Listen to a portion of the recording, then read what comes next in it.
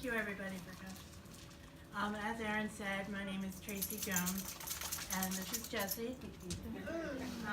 Jessie may or may not sit. We don't know. Jessie really likes the stage. Jessie is a ham. But if you could see me, as I thought about this and I thought back, I tried to pinpoint the exact moment when things started to change for me. I was always bound and determined to have people know that I was capable of doing things that anyone else could do. When I was in elementary school, we watched a film about Abraham Lincoln, and I went home and I gathered all the books in my house and I went through each one and looked for all the words that were unfamiliar to me so I could learn. I've always had an appetite for learning. I'm sorry. When I was in high school, I struggled with my mental health due to a lot of traumas that I had endured. And sorry, the sirens are distracting me. I'm sorry. Sirens are something, this isn't part of what I had prepared, but sirens are something that are part of my life every day. I have a mitochondrial mutation which destroys my nerves. So I'm in and out of the hospital frequently, and which is why I have Jessie, because my optic nerves have atrophied. And I was declared legally blind about 5 years ago. Before that, I saw just like everyone else. So it's just something that I've had to grow accustomed to. But back to high school. When I was in high school, I was known as Crazy Traci. I had developed a way to compartmentalize many aspects of my day. My brain had developed a way to deal with stress and anxiety by building up these amnestic barriers. Some of you may have heard of a disorder called dissociative identity disorder.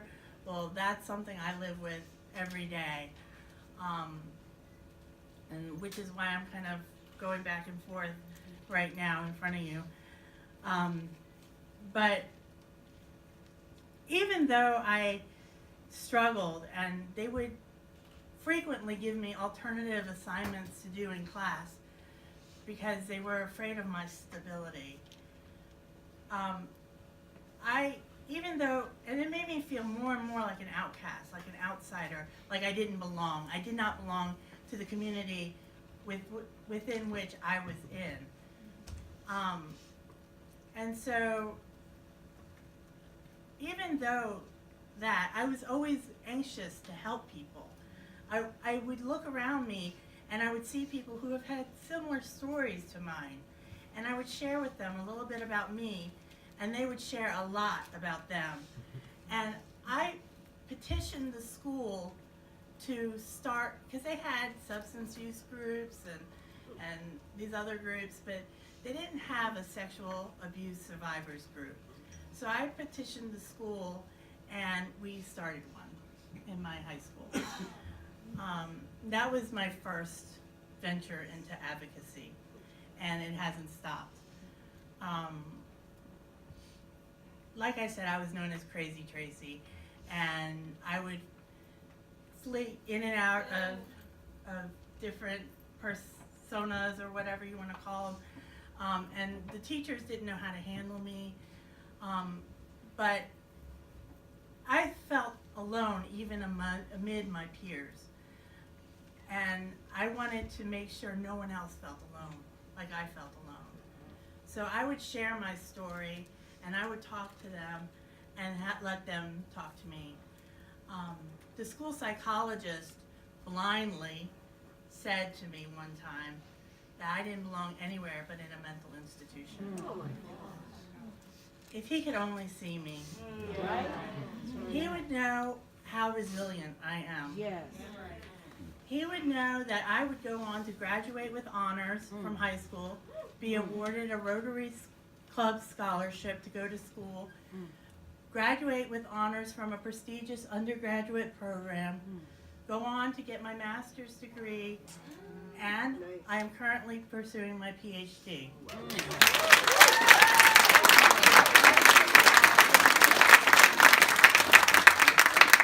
Thank you. Thank you. If he could only see me, if he had only taken the time to get to know me, he would know that I would go on to found 2 nonprofits to help my peers. One is in Northern Virginia called Trillium Drop-In Center, and one is down here in the Richmond area called Rise Phoenix Rise. And that's an animal-assisted wellness program.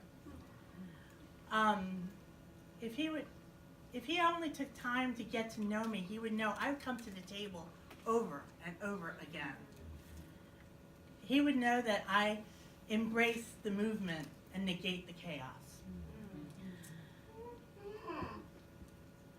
So, like I said earlier, about 5 years ago I was declared legally blind. Jessie has been a great help to me.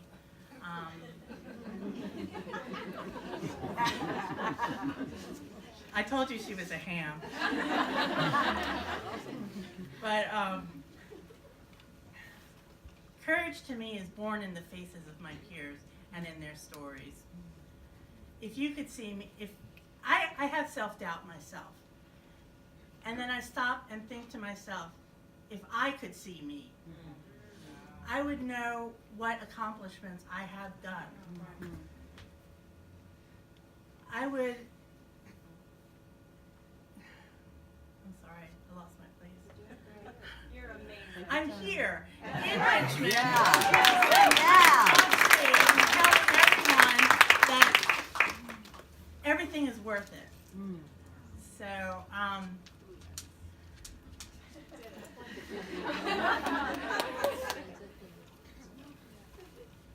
there was something else I wanted to say, and that's, I believe that I am resilient, just like I was as a child. I believe that I persevere, and I believe that I am, even amongst all my hospitalizations, I still manage Rise Phoenix Rise. I still maintain an A average in my PhD program. Yes. And I'm active in my community and in my church. Yes. If you could see me, you would see a reflection of yourself. Because we all are peers. And we're more alike than different. And after all these years, I know who I am. And I know who my tribe is. Thank you.